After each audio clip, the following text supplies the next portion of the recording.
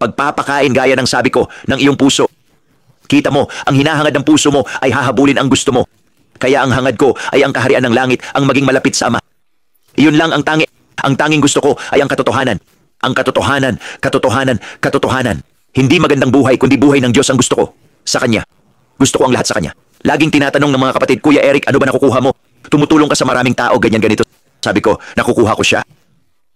Nakikita ko siya ng mas malinaw. Kapag akala ko kilala ko na ang Diyos, may ibubulgar pa siya at mapapansin kong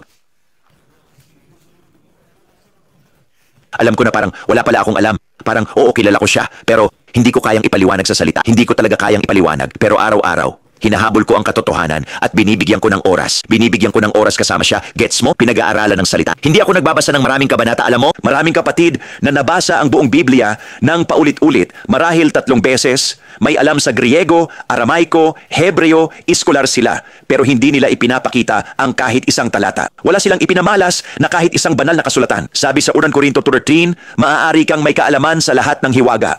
Pananampalatayang makapaglilipat ng bundok. Pero kung hindi sa pag-ibig kay Kristo, pagiging katulad niya, pagpapakita ng pag-ibig ng Diyos, pagsuko, pagtanggi sa sarili, pamumuhay sa Kanya, hindi pagdadala ng lumang pagkatao sa Kanya, ganap na patay, muling isinilang na parabang hindi ka kailanman nabuhay.